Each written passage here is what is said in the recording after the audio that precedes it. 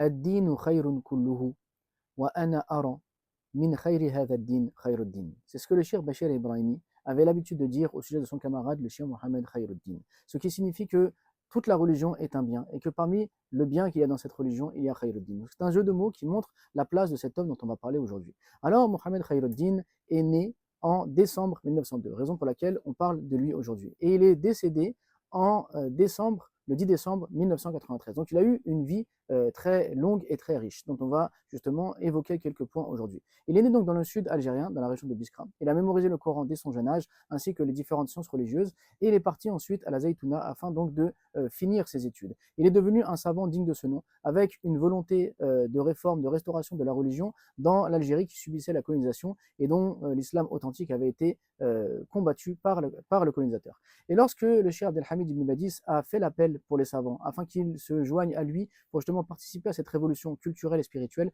eh bien, il a fait partie des premiers à avoir accepté cela. En 1931, au moment du lancement de l'association des ulama, il a fait partie des membres fondateurs. Lorsque le cheikh Bachir Ibrahimi a quitté l'Algérie pour l'Orient, c'est lui qui est devenu le vice-président de l'association des ulama. Et lorsqu'en 1990, l'association des ulama va être relancée, c'est lui qui deviendra le président. Donc tout ça pour montrer que vraiment il était attaché au savoir, il avait une grande mémorisation, une grande connaissance de la religion, et surtout il mettait ses connaissances au service de l'autre afin donc de faire rayonner sa foi, rayonner sa volonté, et il était prêt à tout donc pour se sacrifier afin que son peuple puisse retrouver son identité, puisse retrouver sa foi. Et donc il a même été au bout, puisque au moment du lancement, du déclenchement donc de la révolution, il a fait partie des représentants de la cause algérienne au Maroc. Et il était un homme de conviction, au point que lorsque le futur président du Maroc, enfin plutôt le futur roi du Maroc, Mohamed Khamis, a été exilé, eh bien il fait partie des rares qui ont pris position pour lui, qui ont dénoncé cette situation, et le Maroc n'a cessé d'ailleurs par la suite de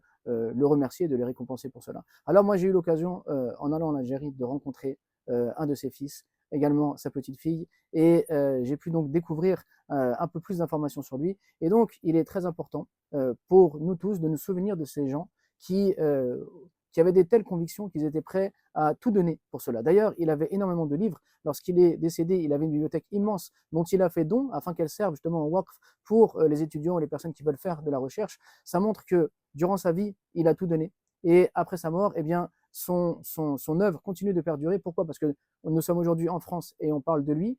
Ses livres sont dans les rayons donc d'une bibliothèque, et tout le monde peut les consulter et apprendre. Et donc, il a laissé une œuvre qui perdure, et ça doit nous aussi nous inspirer afin de laisser nous aussi des œuvres qui perdurent, mais surtout suivre les traces de ces gens qui avaient des convictions et qui ont été capables d'aller jusqu'au bout de leurs convictions afin justement de pouvoir restaurer l'identité, la foi et la fierté de leur peuple.